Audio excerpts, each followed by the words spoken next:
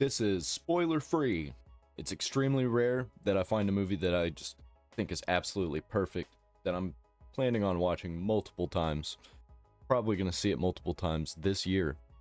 And for the rest of my life, it's just going to be one of those movies that I could just, I'm going to throw this on because why not? I play it in the background. They leave out all this modern political nonsense. This is not made for a modern audience. This is made for all audience. This is made for all audiences of all time.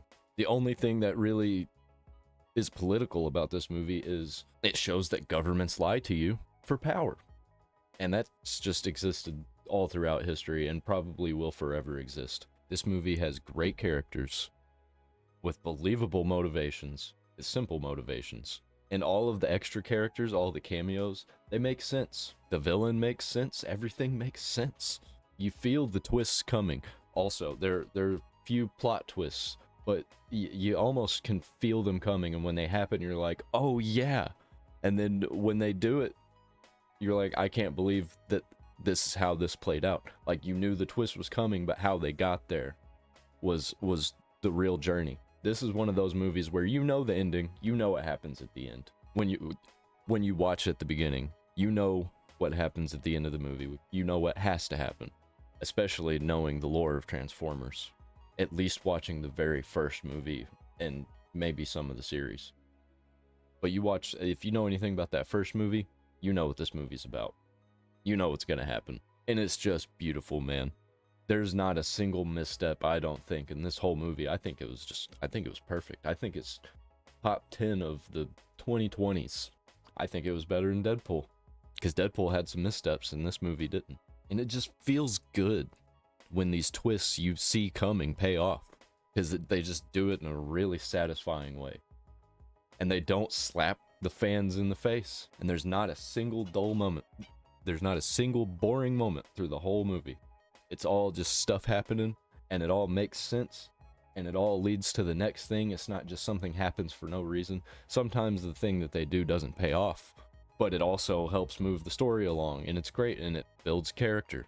And everything lasts pretty much as long as it needs. Sometimes there's a few spots where you're like, that could have lasted a little bit longer, but it really didn't need to.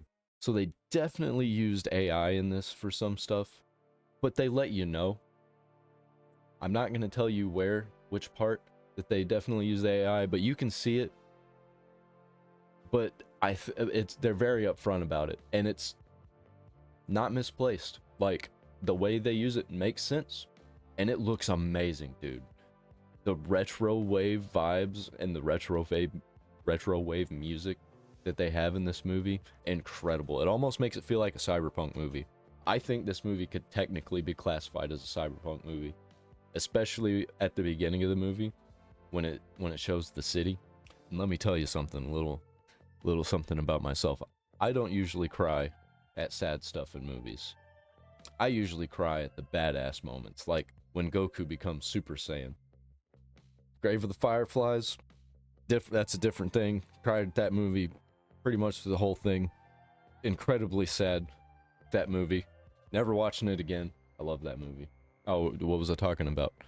Oh, I cry at the badass moments. And there was a few times that I had tears in my eyes. The racing scene, I had tears in my eyes. It was just so cool. And it reminded me of the Spy Kids 3 racing scene, which a lot of people don't like that movie and they trash on it. But that's one of my favorite movies of all time, man. I watched that movie over and over and over again when I was a kid. That one and Spy Kids 2. And it was just like a perfectly done version of it. It was just so well done. It blew my mind how good this movie was. And a lot of people, I think, they think this movie's for kids.